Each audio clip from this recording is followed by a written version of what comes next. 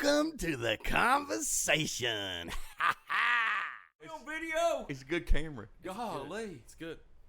We're here. Oh, we're on? Starting. We are at McCurdy's Comedy Theater, Humor Institute. We got Ken Sons and Dale Jones, our headliner comic this week. Hey, how you doing? hello, I was turning guys. off my cell phone as not too disturbed. And we're just doing as all comedians do. We're hanging out in the green room. The room is actually green, Right. and it is elaborate if you have a very loose definition of what elaborate is. Am I right, Dale? Yeah. I don't think people look at me and ask, what's the definition of elaborate? I don't think I spawn that in people. I don't think anybody goes, hey, he knows what that means. Yet you know the levels of elaboracy. You've experienced it in your career. Is that a word? I hope you look that up.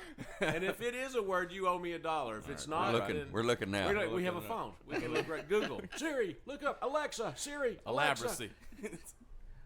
No, but I do see they do put out a pretty good spread here. I think that's some nacho chips and some salsa. Those salsa. carrots. I like carrots. I like when the carrots are white. Really? Carrots. Like they're dried out. They got that dried out white look on them. Those are Oh, are you my mean favorite. the crust, Yeah. the carrot crust, Right. which is kind of a mellow.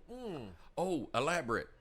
Involving many carefully arranged parts or details. Okay, yeah, complicated in design. So I this- am elaborate. You are very elaborate. You have been elaborate since I've known you.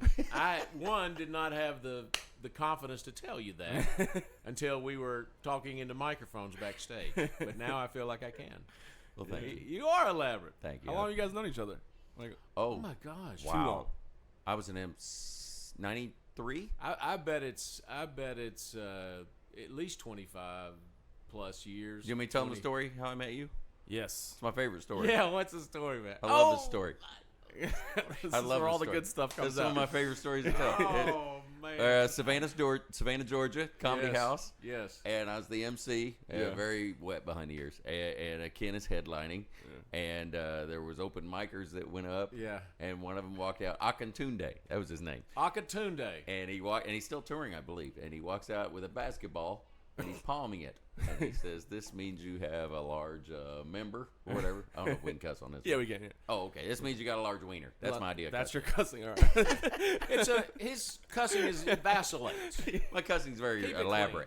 It's very elaborate. So he palms his basketball, and he brings people up out of the audience, and they can't palm the basketball and everything else. And then the featurette goes out there, and I'm going back there to get Ken's intro, and he's duct taping a basketball to his hand. Yeah, man, And he goes, "I don't care what you say. It doesn't matter what you say." And then he walks out on stage, and he just holds that ball up, and the room goes insane. yeah, I held it up like I was palming it. Yeah. The crowd went so. It has to have been the biggest moment of laughter and joy I've ever experienced. As soon as that happened, because I had put duct tape on my fingers and I was stuck to it just like that. As soon as I took the ball off and set it down and then went into my set, I realized, oh my gosh, I've already done the closer. Oh yeah. You can't- Now I have to follow yourself. that. You got to follow yourself. And so, my little trite jokes after that. You know what it's like when you're trying to drive? They're like, you played your best shot. But yes, that was I remember that story. That was a good story. That's one of my favorites. We laughed so loud. I mean, we were in the back dying laughing, going because I don't even know why a basketball was back there. I don't either. It was I don't there was know a if he brought basketball it in the for green his- room, and then a roll of duct tape, and I think he brought it for his act. maybe that was Maybe. maybe that was it. And, I don't know, but it was, we were laughing our ass off back there, going, man, this should Yeah. kill, and it did. We planned it out and went, man, this is going to kill. Because Well, I didn't plan out nothing. I was just a little kid going, "What's going on?" I just said, watch this, man. That's pretty much it. He knew what he was doing. Those kinds of things are so much fun. In that, I always like I call them a free one. It's not in your show. You never know. Yeah. Right. But every once in a while, someone will say something in the audience, and you just go, man, this is just like someone tossed up an easy pitch to me. Right. Yeah. That's fun. To me, that's still one of the joys of this, when somebody gives you something and you are so confident that your response is going to slay the room. Yeah. And I think the Yeah, big that's thing true. is, too, is the crowd anytime they see something that seems like it's improvised, they grade you on a different level. They let you, you know, they really give it to you. They're like, oh man, he just thought of that. Yeah, that's like a Even if it's planned. That's why I try to always watch the comics in front of me, because I want to see what. Like I watch you and I see what you're going to say out in the audience, and then maybe I can do a callback to it or something. You know what? And then it wraps the crowd in. They're like, "Oh my God, he listened." And Dale, you'll back me up on this. Very few comedians sit and watch the whole show. Yeah, why is that? Well, here I don't know. To me, I bet I can count on one hand the times that I had not seen from the MC coming out and going, "Welcome everybody." I hear the first word on stage, all the way up until they bring me on stage. I go, we don't work that long in the course of an evening anyway. Right. To me, that's part of the job. Because I've seen it happen so many times. A headliner will get up there after the whole show has happened. They've been sitting back in the green room, and they get up there and go, "So what's your name?" And everybody goes, "Bob. He's a plumber." You know, they already know. Right. The other guy asked, and the middle guy did something with him too. That's a good point. And so if you watch, you can go, I've got something that, because they got a laugh on it, I'm not going to ask him what his name is. I'm going to kill him with something. Because I've had the ability to be able to think about it. Right. So I'm like you. I watch every single thing. Yeah. I learned that from you as a good host. I thought you should always watch the comic, just because you can make you can like summarize a set that the comic just had with like 2 words if you nail it right. You know, and like I think when I was featuring here one time, you said like, "Oh, you actually do live in a trailer park." You know what I mean? And it wasn't like necessarily heavy then, but then I did my set and I was building up this thing about me not wanting to go to this orgy, and I was like, it would be like in these guys' trailer, and the whole audience was like, "Oh yeah, they do live in a trailer," and they all started laughing hysterically. And I was It's like, a callback, which you go, it's the most pure callback. It's not something that you've written into your show. But when you can do, if the crowd laughed at this thing the first time, and you can call it back in a clever way, they have to laugh at it again. It almost negates that they were laughing before. Right. It's almost like they feel, well, I was stupid for laughing before. I've always seen those things. Yeah. They're always just like the most pure callback. Because the crowd knows it. They know the information as well, just like you do from watching it. Yeah, you just paying attention. Yeah. Yeah. I Even think if I can't sit out there, I'll stand back here and listen. You'll listen to it. I know a lot of, celebrity acts and stuff. They go, I don't want to be out there. I don't want them to see me and want to come up to me and whatever. Luckily, I have flown right below that level. Luckily, people will walk up to me and go, "Can you help us get a table?" No, I work here, but in a different role. I'm more of a performer, an entertainer. Can you give us a hand with the garbage? Yes, here we go. Here's what you gotta get used to: being a comic that not a lot of people know. You stand back and they walk up and you go, "Oh, they noticed me," and they go, "Where's the bathroom?" That happens. You look like a guy that delivered my refrigerator. Are you? Yeah. No. I can't tell you how many times I stood in the back of the lab right there. Bathroom. I know. Bathroom's right there. Yes, it's. And then they won't even say anything after the show. Like, "Oh, you were funny and I asked you for the bath." They even forget that. Yeah, no, they won't, because they're going, "Oh no, that he looks a lot like that guy." That can't be was on that stage." guy. It's a dude at the carnival going, "Tickets, please." Well, the thing to me that is fun too. I've been doing this 35 years. I still enjoy watching comedians. Yeah. Live. I don't watch it a lot on TV much anymore. Although, if you have Netflix, you can see, Every comic ever. 193 sets.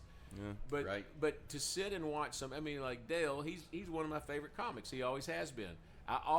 For the most part, whenever you're in town, at least a night or two, it seems like it works out. That's true. Now that's because Les doesn't like him. That's So true. he's, Let's a you little know, fed up with his goes, bullshit. he books in other people because he goes, I've heard that stuff. I don't know, and I'm a little scared of Dale. To the point that when Ken's phone ring, he goes, "Dale's here?" Yes. Yes, put me down for 2. You're gonna have to find somebody. I can only do 2. Yeah.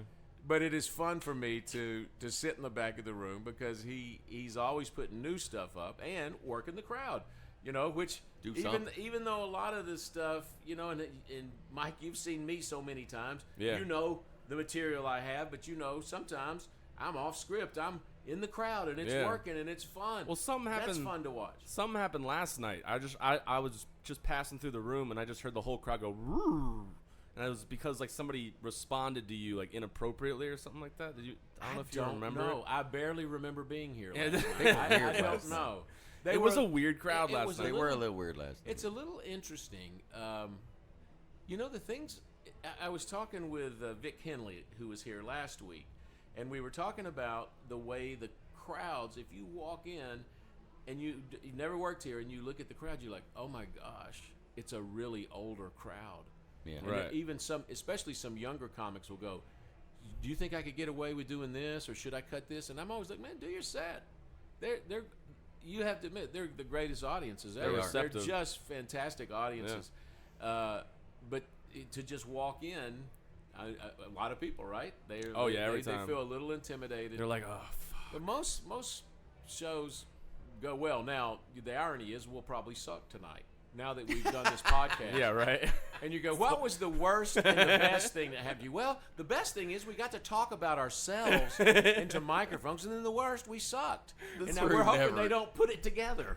This room the whole show never sucked. I've never had a crowd that was just totally horrible. No. There's tense moments, but I think that's in any live Yeah. setting. I It think is. you say It something is. and somebody always, especially nowadays, Yes. you just talk about Oh, having a yeah. black T-shirt on and they go, oh, he said black. Yeah. Oh, yeah. You know, Trigger word. I mean, there's always tense moments, but as a whole, no, these crowds, this is Disneyland. They're pretty homogenous. There's and yet every crowd is surrounded with the media that we have, and you know I've noticed this the other day. Every single news story makes somebody go aha, and somebody else go fuck. Yeah. Right. I mean, Right. there's no middle anymore. all Like divisive. it's either like aha, that I told you, or oh, we look stupid. Right. You know, and so I think with the crowds, you know, when you can get a group of people that go, hey, we just want to come out and have fun, and that's why I think a lot of comics don't do a lot of political stuff anymore.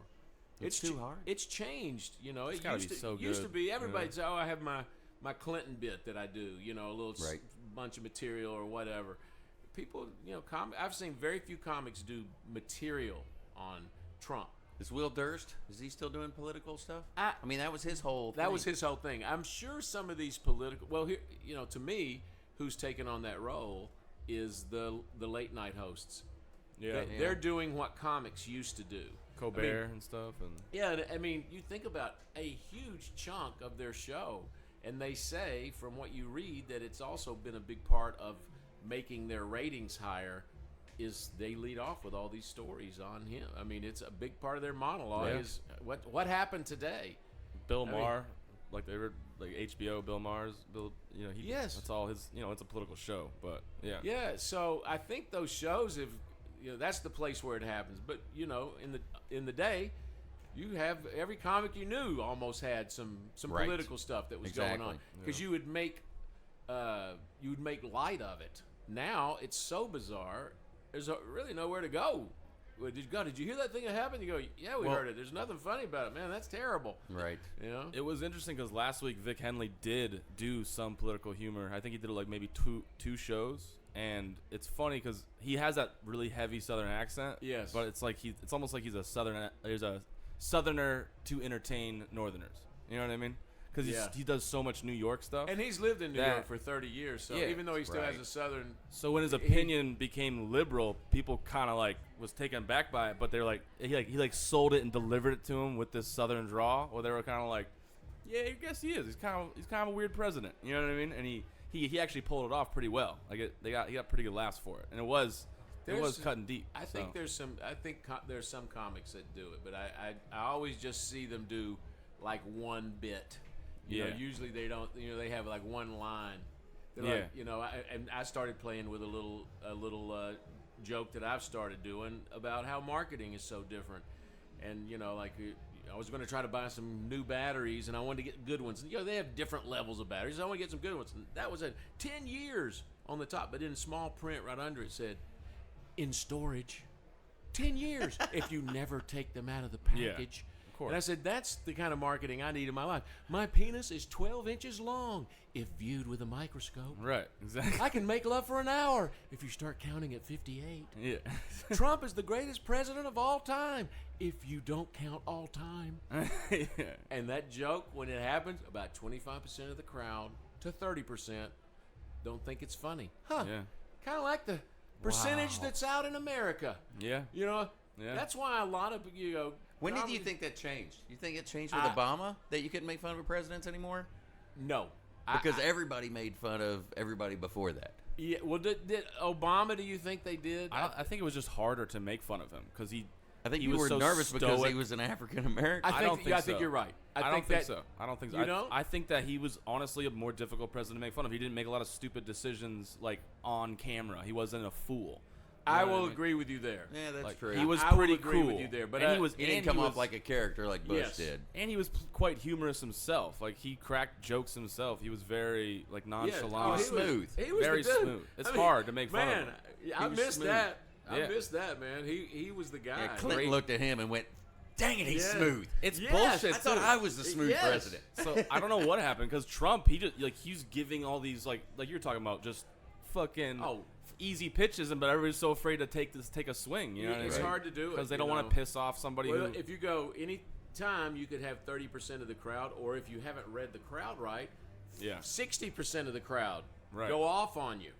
Yeah. You know, Yeah. And I think if people go, why would I do that? You know, why am I going to get up and attack a certain group of people that's probably well represented here? Yeah. That's I not get what it. you don't do that in your No, show. I I don't don't. do it in my show. I don't I'm do it. like, okay, what's the groove? I'd like to be the one that's liked by all, Right. if I can. I'm the You monkey. know, let's I just all- want you to throw me bananas. Yeah. Right, you go. I just want y'all to be there while I do my thing and have fun. Well, yeah. Yeah, it's funny.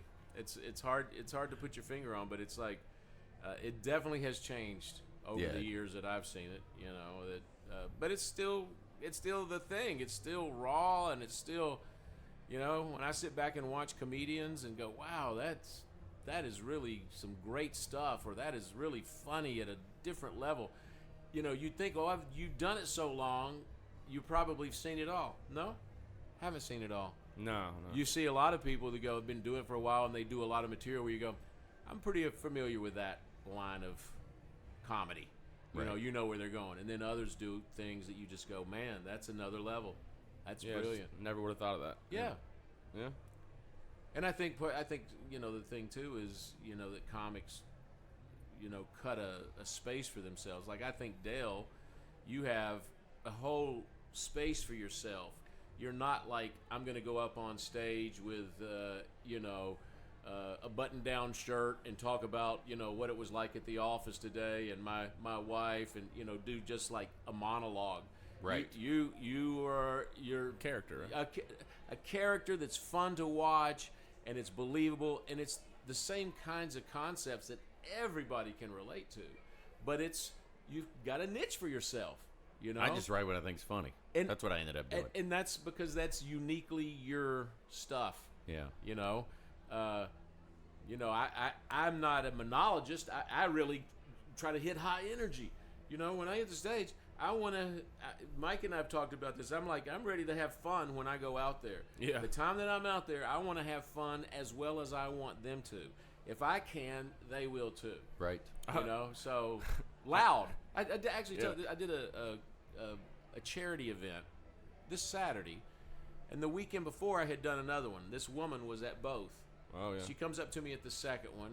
I don't know her, but she was a friend of one of my kids' teachers who I was talking to. She comes up and she goes, "Wow, I saw you last week, and I want to tell you something. You were very loud." Loud. And she took the beat, the pregnant pause, and everything. You were very beat loud. And I said, well, I will tell you what. That is a comedian's dream to hear that. Yeah. Thank you. Thank you so much. Bucket list, check. You are so loud. And you know what? I am, Dale, and you know that too. And Mike, you know that. I'm loud. Yeah. I get And that that's too, what though. she chose. At a different level, I get that. They won't say you're funny or there's something like, wow, you got a lot of energy. I got. yeah. And you're right about that beat. Now that I think about it, there's never pause. something good coming after that pause. Yeah, when you get that Ever. beat, they're like, should I? Yeah, I'm going to. It's like, will you marry me? Well, Right. Don't pause. yeah, nothing Don't good pause. comes after the pause. It's always strangely observational too. Yeah, like you got big ears. Like it's Right. it's something weird. Mine was I got done after hosting an open mic, and I got off and this lady came to me and she was laughing the whole show, not just at me, the whole crowd. Then she comes up to me and she's like, "Oh my God, wow!" And I was like, "Oh, nice to meet you. I'm Mike Stevens." She's like, "Yeah, you should go to college." That's it. Wow. Just said that and then like walked away. I was like, "What the fuck is that supposed Yeah. to mean?" And Ken's Yeah. like, "You should go to college, actually." I told her to go say. I didn't have the balls You to like- tell him. I said, "Would you didn't have do the me a? balls to tell Would him. you tell that guy right there? He should Here's go a to dollar. college." You need a Yes. fallback. That's And what she she says, basically said. "Seriously, will he be mad? No, it'll confuse him, but I want you to do it." And she did. It so. wasn't like you're smart enough to go to college, or it was just like you need a backup plan. Like this is you need to figure out something. Well, I will say this. That's fun. Another little aspect of this is, Les and I teach the comedy classes here. Right. And Mike took the class. First time on stage. He came in, he took the class. He was working here as a doorman and as a waiter and bartender. Just the doorman, yeah. At Just the time. At the time. And anybody that works here, we let them take the class for free. Mm-hmm. And how much fun it has been for me to see the guy from the very first time. You remember how it was for us. And we didn't have any instruction. We were just, Right. okay, here I go. Yeah. And he gets up there and does it. And then fast forward to, he's hosting these open mics. He's working all over the place, doing stuff like this. There's still an opening in comedy. Right. It's not a That's true. It's not a closed door deal. It's not like, oh man, I wish I'd have got in during the heyday. Every day's the heyday. Because Yeah. it's constantly changing. Yes. I'm invested. That's And what I decided. the secret, he's committed. Yeah. The secret is I'll get on stage anytime I can, whoever will let me. Mm-hmm. I'll drive 100 miles to go do it. That's what we did. I remember There's those days. there's no mystery. Yeah. You drive and you go do your thing, and whether it's 5 minutes or 15 minutes, and listen to it on a tape on the ride back and go, man, not as funny as I thought I'd be at this point. Yeah, But you yeah. go, oh, hey, maybe I could do that. I heard that one thing sounded good, and Yeah. then you add that in. Yeah. And then, people go, how long does it take? I don't know. X amount of times Yeah. before you go, Trial and error. I got this. I think I had it tonight. They were with me. What year did you start? Oh, my gosh. The reason I'm asking is because I Yeah. want to know how the technology was. Okay, for me, I had to hold a map while I drove, right? Yes. And when I recorded my sets, they had Yeah. the little bitty cassette tape. Yes. Me, Right? Me too. So is that what you had when Wait, you started? how many years have you done stand-up? 26. And you started when? You're going to help me 93. with the math. 93. 93. I've been doing 93. it 35. So when did So we did they start? have? Okay, so So in the late 1993. 80s. They had Did Right. they have little Road cassette maps? tape, or did you We have had, to? we had little cassette tapes. no way. And So you had the little- okay. Yeah, and when we started at the Comedy Works out in Denver, Les and I. Yeah. And we didn't have a clue. We went down and watched one, and then we did sketch comedy. Saturday Night Live was just blowing up at that time, and so we wrote little sketches. And the very first time I went on stage, we both had on 3 sets of clothes, 3 shirts, 3 pairs of pants, wigs, mustaches we'd made, whatever. We would go out and we'd do a sketch, and then it would go complete blackout. And all you heard was the rustle of clothes as we took off one pair of pants and another I shirt. never heard this story. And now we're another character. And we did, and we got a few laughs. We didn't know how to write for laughs, but we got a few laughs. And everybody was like, man, these guys are crazy. And you still had a 7-minute set or something. You had 7 to do all minute that. set. So you're doing it all in between. Wow. And my very first time on stage in Denver, Colorado, it was a scene where Les was the therapist and I was going to be the guy coming in. Right. And we're backstage and getting ready to go on, and I'm sweating my ass off. I got on 3 shirts and 3 pairs of pants, and I'm nervous Yeah, I was about anyway. to say. And so I'm sitting back there, it's our turn. Les walks to the middle of the stage and sits down and goes, Nurse Jenkins, send in the next patient. I was so nervous and scared. I walked through the door, and there was a hook on the door to hold a curtain back. And right as I went by, it hooked my belt loop. And I was so freaked out, I didn't have the wherewithal to just unhook it. I went pull, rip 1 pair of pants all the way down. And now I'm like, I'm losing it, right? So I'm going out, one pair of pants is down, I got another pair under them. I walked to the stage, and it was like a 2-foot stage. It was like one step and go up to the stage. I walk onto the stage, and as I did, in slow motion in my mind, I tripped and fell literally flat on my face. And it was like, and then in a distance, I heard, ah, people were laughing. Yeah. And Les, I could just see in his eyes, he go, dear God, please get up, man. Just like we rehearsed it in the basement, man. Please get up. And I got up and got back into the scene, and we did our 3 things and went home that night. And I was like, man, we did that shit, man. Yeah. We're on fire. We got this shit. Come on. What club was that in Denver The then? Comedy Works. Oh, in the Comedy Denver. Works was there then. Okay. Comedy Works. And Roseanne Barr was an open micer at the time. Okay. A couple other people that were out there for a while doing it. But every Monday night, we'd pop down there and, you know, do our thing. And we did that for about 3 or 4 or 5 months. At the time, we're working at a program for emotionally disturbed kids because that was my background was in that. So I had like a legit job and got Les a job there. Right. And we had these day jobs. And after about 4 or 5 months, we finally got chosen to go on a regular show.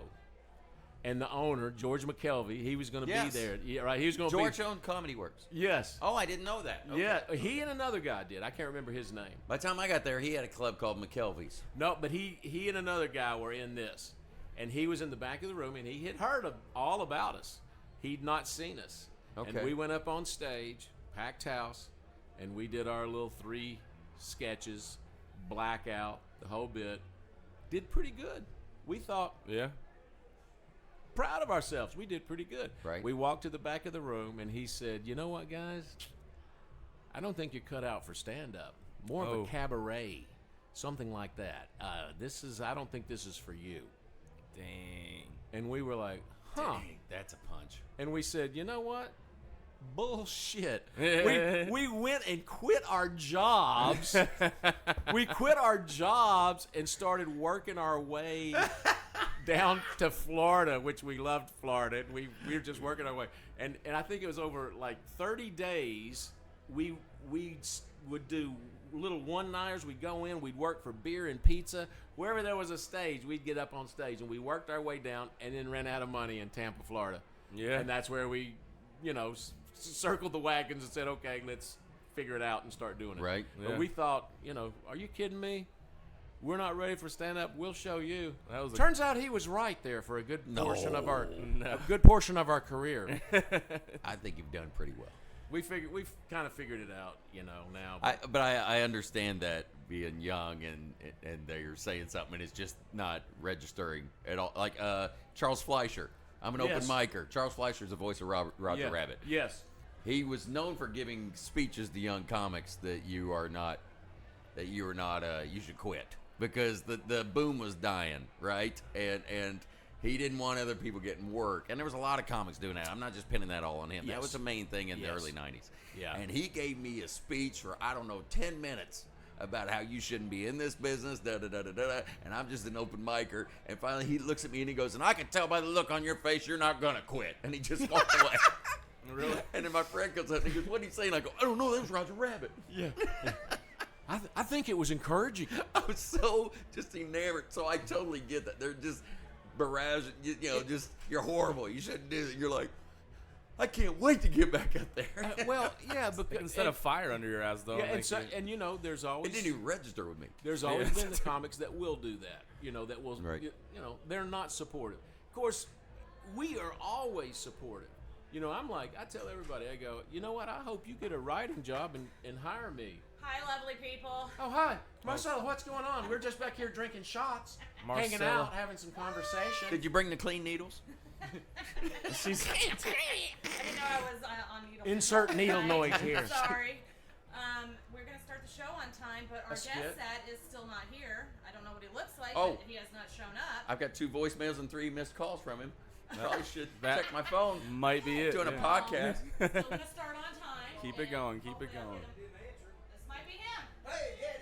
Oh, Sorry, I was on a podcast. I didn't have time. This is Rick. Hello, Rick. Hi, Rick. You get to join the podcast. Hello, Rick. Hey, how you doing? Real quick. I'm Ken. Nice to see you. Me, man.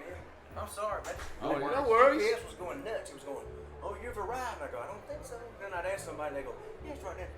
Somebody sent me to the yacht club. And I go, I've never heard of a comedy club in the yacht club. No, that's those two crowds don't mix, do they, Dale? No, not at all. The yacht club and comedy club, not at all. Well, Rick, we're doing a podcast. I'm getting ready to go start the show, and you're going to sit in this chair Alrighty. and tell your stories All right. about life.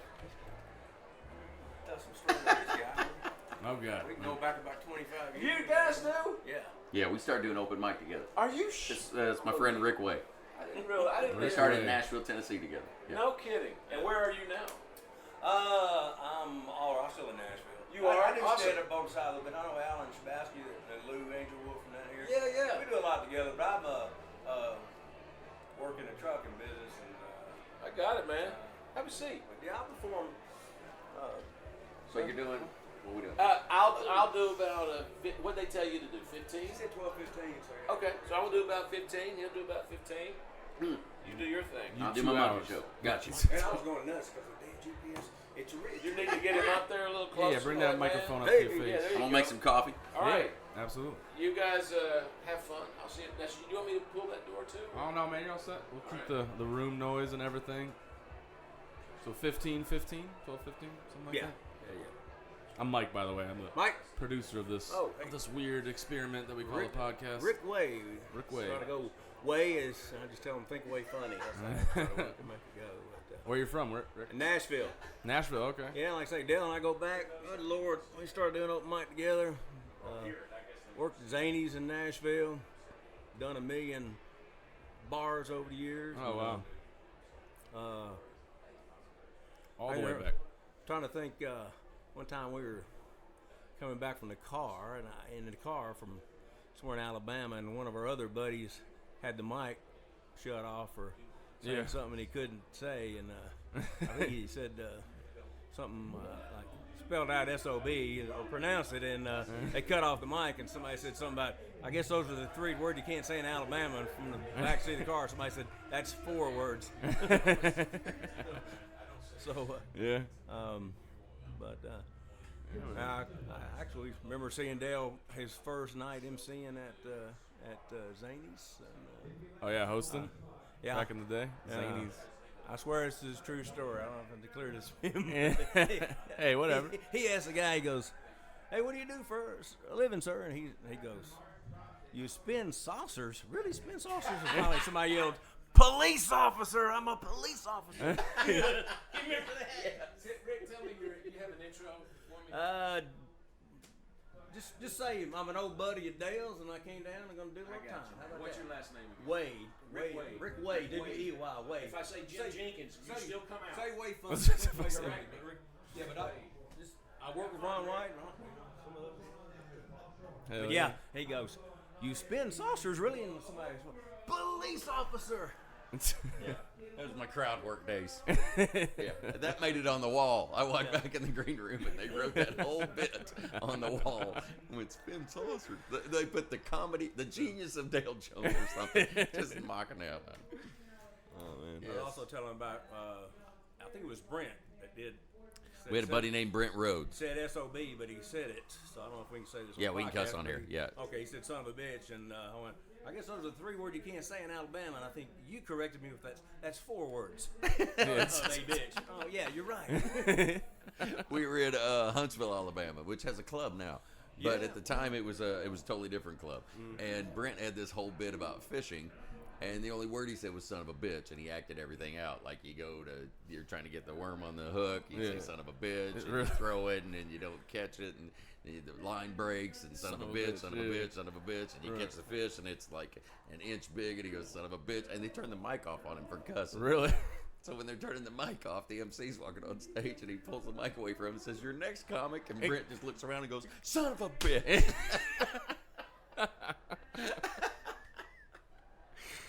Yeah, that was fun. We had a blast back then running around. Oh yeah, man. We like to say, I was cleaning out a drawer the other day, and they were saying, remember the Bat Poet or something? It said straight from Zany's Comedy Club. We have Yes. Dale Jones and Rick Wade. I went, oh, man. Jeez. We had a dude wear a bat cowl. And he was Yeah. the bat poet, went up and read poetry. And it was horrible. But That's when they used to do open mic, and it was they didn't just do comics; they do everything. We'd have a singer, we'd have a juggler, we'd have somebody read poetry. Some guys went on stage and just screamed, "Why are you?" The guy in the drag. Yeah, the guy in drag did Rocky Horror Show. Yeah. Some other dude read poetry and he just screamed, "Why are you fucking me when I'm not fucking you?" Yeah, it's just a poem, and he's just screaming. And we're in the back going, "What the hell?" And then we got to go up after that and go, "So I was at the mall."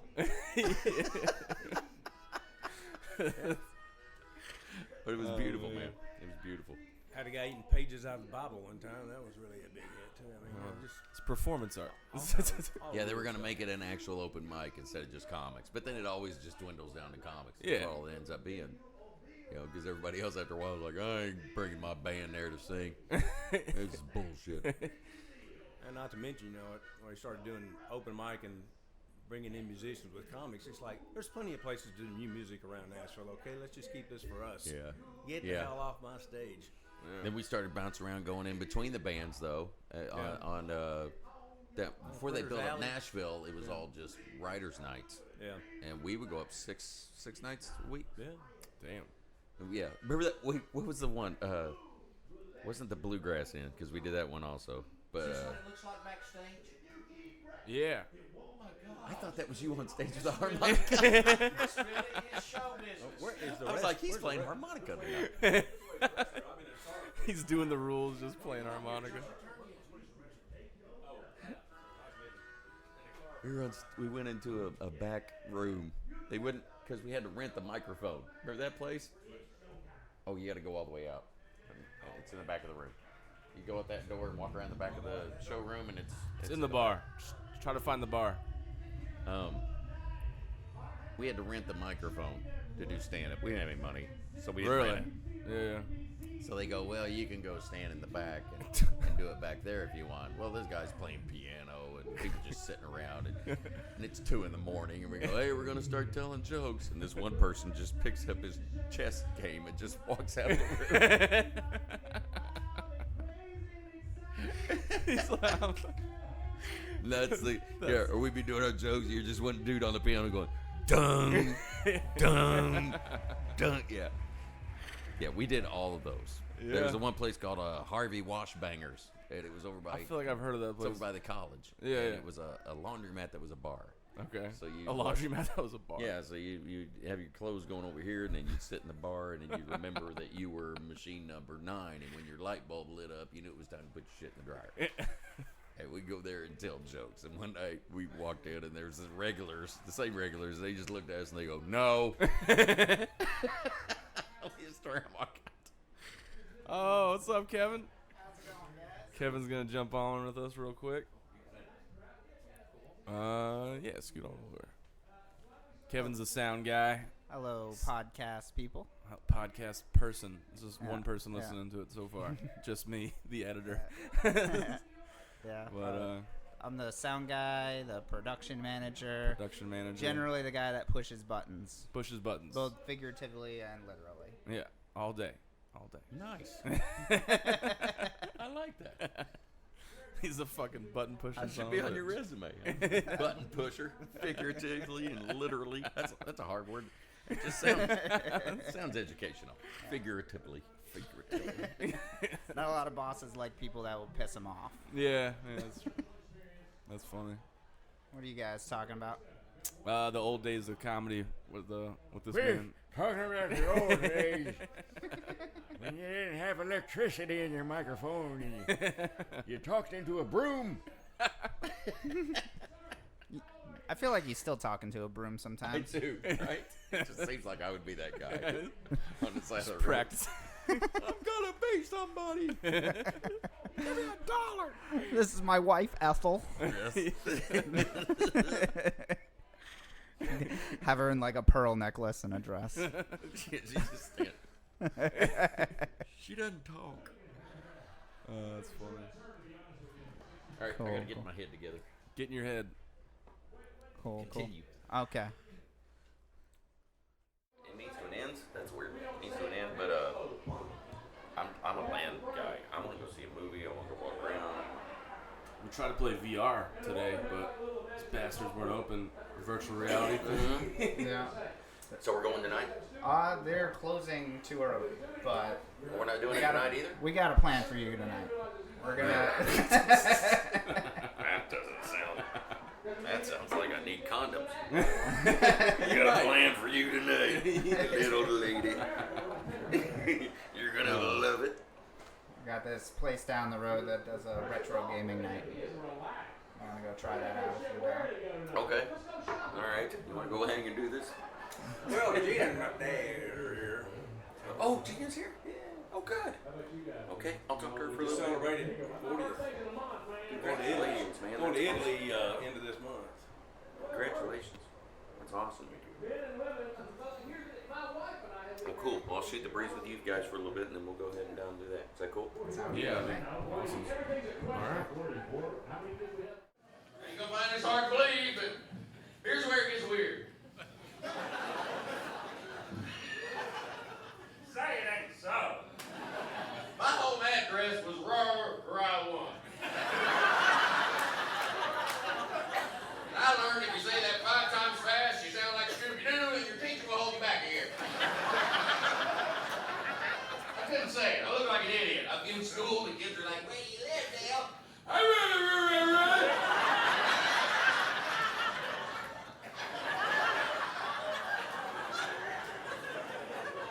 Teacher just staring at me going, "I don't think you're ready for the 12th grade."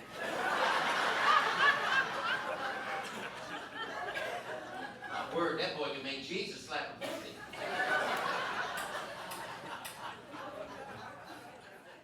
All right, man, we're back. The show's Thanks, almost man. over, man. It's going. You know what? It's one of those good nights, a good crowd. Right. Tomorrow night, who knows? I always feel like Thursdays are always they're pretty good. They're pretty consistent. Well, there's a lot of people that are in for free, Yeah. Yeah, exactly. so they're in a good mood. They're in a good already. mood. Yeah. No, it was a good crowd. You know, the thing is, most of the time the crowds are great here, but you never really know till you get out there, and then you go, oh, they're good. Yeah. And the other comics that are coming up later, they're already making their decisions too, going, Yeah. oh, I'll do this, I'll do that. Oh, Yeah, yeah. perfect. This crowd's ready for me. Yeah, you came out a great set. That was awesome. Thanks, man. It was Yeah. fun. It's good with hosting and everything, and the guest spot Did a good job. did a good job, man. That was Yes. that was a tough place. Yeah. Yeah, the mic went out for the listeners and everything like that. And he just stood up there and projected and did his thing. You man. have to do theater at that point, Yeah. don't you, Kevin? Yes. Kevin's back in. Kevin's back in. He's tagging in. The microphone goes out. You Yeah. get loud. Yeah. Les and I, Hi. a lot of people have said we don't even need microphones. They just Yeah. said, just get up there and scream. Yeah. That's basically what Rick just did. Yeah. Rick. He did. Rick Wade, man, showing his Mm-hmm. experience right there. I would have panicked. Started sweating. But now, profusely. but the goof is now that you saw that, you'd go, Yeah. oh, I'll just do just what he did. Yeah, I'll just get loud knowing that there's a dude like Kevin Yeah. that goes, I got this, and he hands it and then goes, here you go. And Yeah. you go, oh, I'm back. That was pretty smooth. He just grabbed the mic off the stage real quick Yep. and went up and just gave it to him. He didn't acknowledge me at one bit. He just Yeah. had a bit to go through and a routine to do, and he just kept on chugging along. Yeah. Then boom. Boom. It's amazing. No. That's the business of show right there. I don't care where you're from. Yeah. Absolutely. We did. Les and I were doing a show years and years ago when we first getting started, and it was a big venue, like 500 people. It's kind of a club type setting though. Right. And right in the middle of the show, the electricity went off in the whole building, Holy and it was shit. dead black. And you're sitting there going, "Oh man, what?" And then one line, "Did it get dark in here, or is it me?" You get one laugh, and then after that, what do you do? Yeah. I think we chugged on through our show. I think Holy we shit. did until they got the lights going. I mean, Just got to be entertaining. yes, You got to keep doing it. See, at that point, a heckler's got the upper hand. Yeah. yes. Yeah. No microphone. You could have a hit and run heckler coming in on you. Go, what the hell's yeah. that one from? You slowly have the whole crowd turn into hecklers. Yeah. You go, What Man, what this is- happens in the dark? I'm being punked. There's a videotaping this. Yeah, for real. Wow. All right. Well, you know what I have to say? I'm glad to have been a part of the podcast, Yeah, man, it was great. And, I'm sure you guys will be fair when the royalties start rolling in for the podcast. Absolutely. You'll get your 25 cents. 25 cents. Well, that's all the energy I've given you was 25 cents worth. So if you wanted the 50-cent thing, you should have told me right off the bat. All right, well, man, it's been a pleasure. Thank you for doing this and everything. And Mike, Thank you good guys for as having me. always. Kevin, our man Kevin. Who keeps Kevin saved the night tonight. He Kevin had a- keeps us all hooked up. Yeah, man. That microphone went out, and Kevin Uh, busted right. He's not even on the clock right now, man. You still had to I'm run out not. and do the fucking We thing, man. we did a corporate show down here, and we said we want Kevin to be there too. And you go, it was just a calming thing to look back and go, he's here, he's got this, as opposed to, oh my gosh, they're not gonna know the button that Kevin knows.